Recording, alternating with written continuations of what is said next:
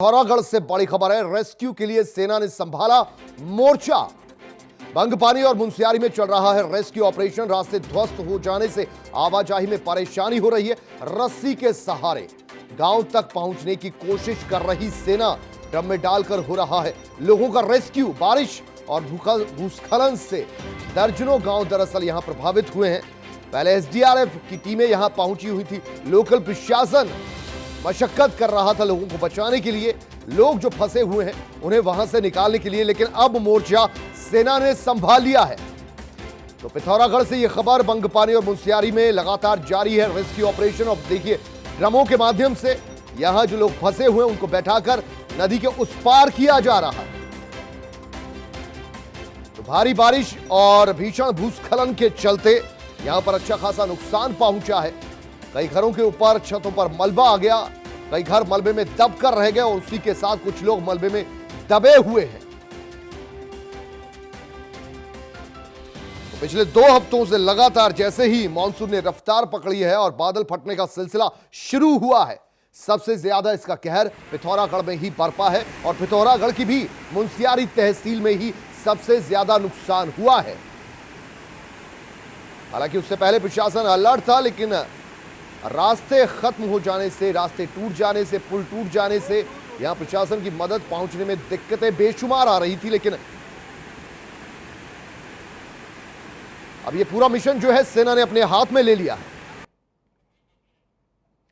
तो ये 3 तस्वीरें आप देखिए, ड्रम से डालकर रेस्क्यू हो रहा है। दरअसल ये नदी के इस पार उस पार, दोनों आर पार छोर पर एक ड्रम के जरिए यहां जो फंसे हुए लोग हैं उन्हें उनको बीच में रखकर इस नदी नाले को पार करवाया जा रहा है। सेना ने संभाला जो मोर्चा है उसमें सेना के जवान और सेना के अधिकारी भी आप देख सकते हैं। इसके अलावा सैलाब से तबाही जो हुई है उसका भी मंजर इन तस्वीरों के जरिए आपको देखने को मिलेगा।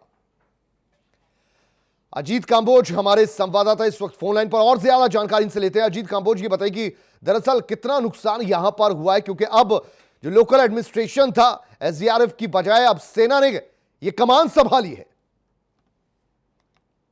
जिस तरह से पिथौरागढ़ इस वक्त एपिक सेंटर एक बना हुआ है बादल फटने की घटनाओं को लेकर, और लगातार पिछले 2 हफ्ते से यहाँ पर लगातार बादल फटने, भूस्खलन जैसी घटनाएं जो हैं वो आम हो चुकी हैं और इसके चलते काफी जानमाल का नुकसान हो चुका है। हालांकि अभी तक जो रेस्क्यू ऑपरेशन था वो एसडीआरएफ और जिला प्रशासन के माध्यम से यहाँ पर चलाया जा रहा था, लेकिन बारिश लगातार हो रही है और वो भी हैवी रेनफॉल की एक चेतावनी मौसम विभाग की तरफ से जारी की गई है। तो इसको देखते हुए अब सेना ने मोर्चा संभाला है और युद्ध स्तर पर कैसे काम होता है, राहत और बचाव कार्य कैसे चलाया जा सकता है, ये तस्वीरों में साफ बयां भी हो रहा है कि किस तरह से सेना ने लोगों को नदी पार कराने तक का एक जिम्मा उठाया है। हालांकि अभी कितनी देर बचाव कार्य चलेगा इसकी जानकारी नहीं मिल पा रही है, क्योंकि काफी ज्यादा वहां पर दिक्कतें पैदा हुई है। दूरस्थ इलाका है मुनस्यारी तहसील का, तो ऐसे में सेना ने अब कमान संभाली है, साथ में जिला प्रशासन और एसडीआरएफ की टीमें भी वहां पर मौजूद हैं। मामला गंभीर है और घटनाएं लगातार हो रही हैं। इसको देखते हुए अब सेना ने बागडोर संभाली है, तो उम्मीद है कि आने वाले समय में यहाँ पर जो दिक्कतें हैं वो कम होंगी और सेना बेहतर तरीके से इसको मूवमेंट को पूरा करेगी। और अजीत, ये भी बताइए कि मुनस्यारी तहसील के कितने गांव इस चपेट में है और कहां तक राहत बचाव कार्य पहुंच चुका है?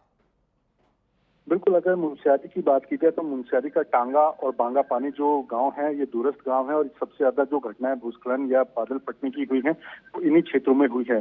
इसके अलावा 2 से 3 और गांव हैं मुनस्यारी ही तहसील के, ये भी गांव हैं जहां पर ये दिक्कतें पेश आ रही हैं।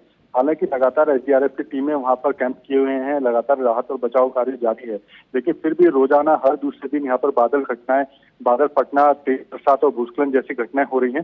तो इसके चलते अब सेना को भी यहाँ पर बुलाया गया है और सभी टीमें मिलकर यहाँ पर काम कर रही हैं। जिला प्रशासन की कोशिशें हैं कि अगर कहीं पर ज्यादा भूस्खलन या किसी को शिफ्ट करने जैसी स्थिति भी पैदा हो तो उसके लिए भी तत्काल यहाँ पर काम किया जा रहा है। और शासन ने पूरी तरह से बजट और पूरी जिम्मेदारी वो जिला प्रशासन को सौंपी है कि आप जो भी संभव हो उस तरह से यहाँ पर काम कीजिए और जितना जल्दी लोगों को बचाया जा सकता है वो काम पूरा किया जाए। शुक्रिया इस जानकारी के लिए अजीत कांबोज। एक बार फिर से आपको दरअसल 3 तस्वीरें हम दिखाते हैं। ड्रम में डालकर रेस्क्यू ऑपरेशन किया जा रहा है, क्योंकि जल्द से जल्द पहली प्राथमिकता लोगों को बचाना है और ऐसे में यह जरिया सेना ने ढूंढा है। सेना ऐसे ऑपरेशनों को अंजाम देती रहती है और देखिए, सेना ने जो मोर्चा संभाला है उसमें सेना के अधिकारी और सेना के जवान अपने काम में जुटे हुए हैं और सैलाब से जो तबाही हुई है उसका कुछ मंजर भी आप यहां देख सकते हैं। ऊपर पहाड़ों से जो मलबा खिसक कर नीचे आ रहा है, नीचे तलहटी में बसे हुए मकानों को जमीन दोज कर रद्द कर दे रहा है। इसके अलावा मलबे के नीचे लोग भी दबे हुए हैं और उन्हीं को बचाने का कार्य भी जारी है।